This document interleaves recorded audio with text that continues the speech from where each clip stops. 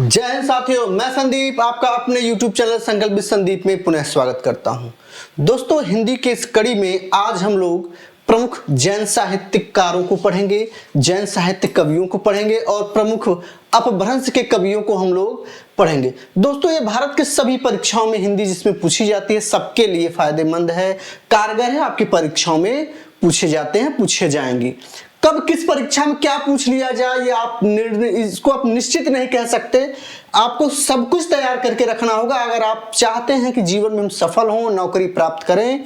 तो आपको कुछ भी, अभी देखिए बीपीएससी टियर 3 में ऐसे ऐसे हिंदी के क्वेश्चन पूछे हैं कि जिसका कोई अनुमान कभी नहीं लगाया था। तो दोस्तों, ये सोच के आपने तैयारी करिए कि ये मेरे काम का नहीं है। मैं बिल्कुल तथ्यसार के रूप में छोटे छोटे चीजों को मैं कराऊंगा, कंटिन्यू कराऊंगा।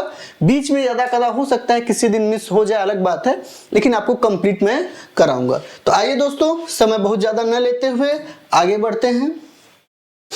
ठीक है, चलिए देखते हैं आज इसको हम लोग। प्रमुख जैन कवि की बात करें तो पहले जैन कवि में किसका नाम आता है? सबसे पहले जैन कवियों में अगर किसी का नाम आता है तो स्वयंभू का नाम आता है। और इनकी रचना कौन सी है? पौम चरयू है, पौम चरयू है। ठीक है, स्वयंभू को डॉक्टर राम कुमार वर्मा ने अपभ्रंश भाषा का प्रथम कवि माना। किसका प्रथम कवि माना? अपभ्रंश भाषा का प्रथम कवि माना तथा जैन परंपरा का भी प्रथम कवि माना। किसने? डॉक्टर राम कुमार वर्मा ने स्वयंभू को अपभ्रंश भाषा तथा जैन भाषा का यानी जैन कवियों के रूप में पहला कवि माना है। बहुत बार पूछा गया है। अगर हम जैन कवियों में दूसरे की बात करें कि दूसरा प्रमुख व्यक्ति कौन आता है, किसकी रचनाएं सबसे ज्यादा पूछी जाती है, तो पुष्पदत्त की पूछी जाती है महापुराण रचना को। किसको पूछी जाती है? महापुराण रचना को।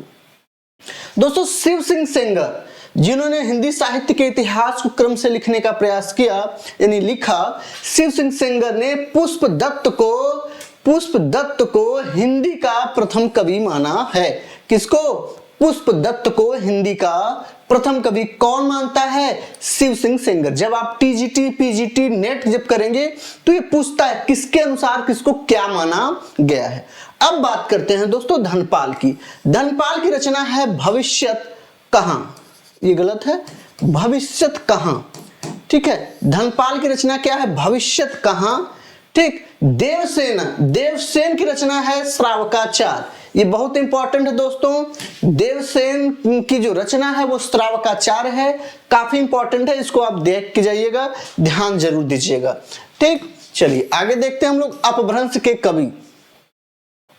अपभ्रंश के कवियों में और आगे हम लोग देखते हैं तो अब्दुल रहमान का नाम आता है, जिनकी रचना क्या है? संदेश रासक है, संदेश रासक है। राम सिंह की रचना की बात करें तो पाहुड़ दोहा है और जोइंदू की रचना की बात करें तो योग सागर है। जोइंदू की रचना क्या है? योग सागर। हेमचंद की बात करें तो शब्दानुशासन। हेमचंद की रचना कौन सी है? शब्दानुशासन है। दोस्तों ध्यान दीजिएगा, हेमचंद को प्रकृति का पाणिनि कहा जाता है। यह मोस्ट इंपॉर्टेंट है, इसको आप जरूर नोट कर लीजिएगा कि प्रकृति का पाणिनि किस कवि को कहा जाता है? तो हेमचंद को कहा जाता है। इनकी रचना क्या है? शब्दानुशासन है। इनकी रचना क्या है? शब्दानुशासन है। ठीक है दोस्तों, इस बहुत ही छोटे से कड़ी में इसको आप जरूर देख जाइएगा। ये अक्सर आपकी परीक्षाओं में पूछे लिए जाते हैं और आप कंफ्यूज हो जाते हैं। ठीक है दोस्तों, मिलते हैं फिर। जय हिंद।